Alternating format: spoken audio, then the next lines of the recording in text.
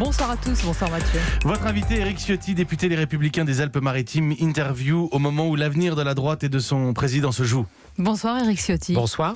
Qu'est-ce qui est le plus important pour vous aujourd'hui? Sauver la tête de Laurent Wauquiez ou sauver votre parti et la droite? Nous avons subi une lourde défaite et aujourd'hui, il faut se reconstruire. Il faut se reconstruire avec tous ceux qui, loyalement, sincèrement, considèrent que l'intérêt général prime l'intérêt individuel. Laurent Wauquiez est le président de notre famille politique. Il a été élu. Il a livré ce combat avec beaucoup de force. Un président sursis ce soir. Cette défaite, elle est collective. C'est pas la défaite de Laurent Wauquiez. Et je ne crois pas qu'on fera avancer les choses en réouvrant des débats électoraux. On fera avancer notre famille politique dans l'unité, dans le rassemblement. Et Laurent Wauquiez lui-même a pris sa part de cette défaite. C'est une défaite pas assez collective. Au goût de certains, Éric Ciotti. Certains disent que l'attitude gaulliste ou gaulienne voudrait que Laurent Wauquiez comprenne tout seul et prenne ses responsabilités. Aujourd'hui, ce serait ouvrir sans doute une nouvelle crise. On a tous à l'esprit les conflits qui ont pu traverser notre famille politique par le passé, sur ces élections internes. Je crois que l'heure n'est pas à réouvrir ces conflits, mais à redéfinir notre ligne politique, à redéfinir nos alliances, certes, à promouvoir sans doute des personnalités différentes. Mais on sait que le moment est un peu paroxystique à droite. Vous n'avez pas répondu à ma première question. S'il fallait choisir, qu'est-ce qui est le plus important malgré tout? Sauver la tête d'un homme ou sauver la tête du parti? Je crois que ce qui est important pour moi, c'est l'intérêt général du pays. Parce que si je suis engagé dans une famille politique, dans celle des Républicains, je n'ai jamais varié. C'est parce que j'ai des valeurs, j'ai des convictions et je ne vais pas en changer parce que nous avons subi une défaite électorale. Donc ce qui m'importe dans mon engagement politique, c'est l'intérêt du pays. Je pense que les idées que nous portons, celles de la droite républicaine, seront demain la seule alternative à l'impasse que veut nous proposer Emmanuel Macron entre lui et le Front National. Gérard Larcher, le recours. Gérard Larcher est le président du Sénat. Vous l'aviez imaginé? Vous l'envisagez? Gérard Larcher est le président du Sénat et c'est une voix qui compte. Tous ceux qui veulent contribuer à l'unité et au rassemblement sont les bienvenus. Il fait mais plus dans que le cadre ça, de notre famille politique. Eh ben non, parce qu'apparemment, Gérard Larcher contourne le parti, court-circuite les états généraux voulus par Laurent Wauquiez afin de s'adresser d'abord aux élus de terrain, de droite et du centre. Il faudra parler bien sûr aux élus et c'est une démarche qui est importante.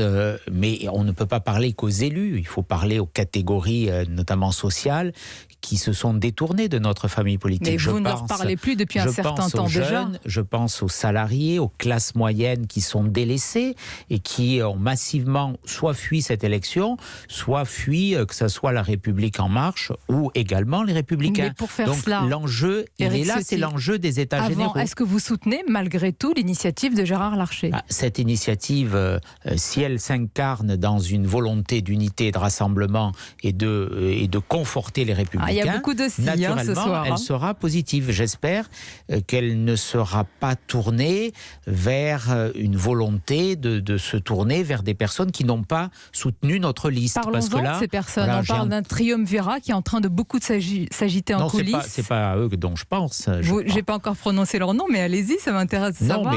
À qui pensez-vous? Ce qui a été annoncé, ce sont les présidents Dominique Bussereau, des grandes Hervé Morin, associations, bien entendu. Ils ont une légitimité. Je pensais à des personnalités dont j'ai vu les noms dans la presse qui ont soutenu la liste En Marche. Là, on franchirait une ligne rouge. Mais s'ils lancent un appel au rassemblement, quelles que soient les personnes du centre et de la droite, s'ils appellent même à la création d'une nouvelle force politique, est-ce que vous en serez ? Moi, je ne crois pas à la génération spontanée. On est les héritiers d'une famille politique. Ce matin, notre groupe a réussi à Emmanuel Macron. Notre groupe à l'Assemblée nationale était très solide sur la volonté d'unité, de rassemblement, de conforter les Républicains et pas de se lancer dans des aventures incertaines ou hasardeuses. Franchement, Éric Ciotti, depuis le début de cette interview, et c'est votre rôle, vous appelez au rassemblement après cette défaite cuisante, mais est-ce que Laurent Wauquiez n'est pas aujourd'hui un président fantôme, un canard sans tête dans ce parti ? Je vous trouve bien sévère. C'est une question. Je vous trouve bien sévère. Laurent Wauquiez, encore une fois, a été élu à la tête de notre famille politique. Nous avons subi un échec collectif. Tout le monde a soutenu François-Xavier Bellamy, Gérard Larcher, Valérie Pécresse. Avec beaucoup de doutes à ce micro, on s'en souvient. Bruno Retailleau, qui a même été quelque part un peu l'inspirateur de la candidature de François-Xavier Bellamy. Donc aujourd'hui, eh bien, à tout le moins, la responsabilité, elle est collective. C'est intéressant ce que vous dites, Éric Ciotti. Vous nous dites que Bruno Retailleau a été quelque part l'inspirateur de la candidature de François-Xavier Bellamy. Vous l'avez entendu ce matin sur Europe 1. Plutôt, il est dans une toute autre approche aujourd'hui.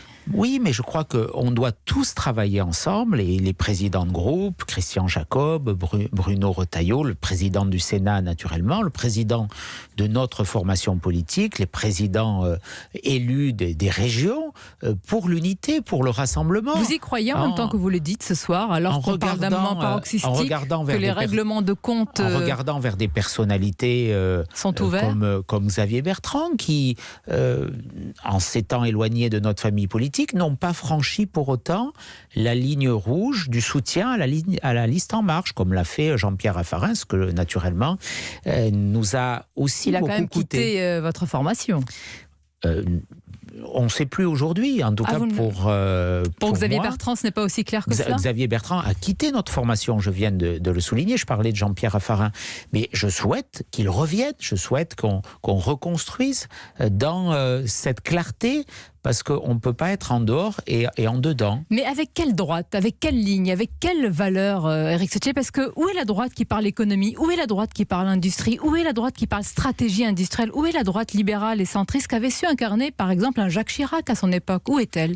La droite qui parle de ces sujets, elle est là. Peut-être. Vous l'avez entendu sincèrement pendant la campagne? On en parle quasiment tous les jours à l'Assemblée nationale, mais ce n'est pas forcément ceux qui vous intéressent, ceux qui intéressent les médias. Mais vous avez donné la réponse à l'Assemblée, pas pendant la campagne des européennes. Sur la politique industrielle, on a ouvert ce grand débat, notamment sur les fautes d'Emmanuel Macron, qui a bradé Alstom avec une commission d'enquête sur les dépenses publiques. Nous avons été les premiers à porter un grand plan d'économie de 20 milliards d'euros pour faire baisser les dépenses publiques. On a fait des propositions pour diminuer l'impôt sur le revenu de 10%, pour réindexer toutes les pensions de retraite, pour faire en sorte que la baisse de pouvoir d'achat qui a affecté les retraités soit compensée. Donc et vous pas militez dès aujourd'hui, dès pour que ces sujets-là soient prioritaires, alors que François-Xavier Bellamy a parlé civilisation, racines, un peu philosophie aussi. Il a parlé de beaucoup de sujets, et dans cette campagne, promouvoir une civilisation européenne, c'était important, mais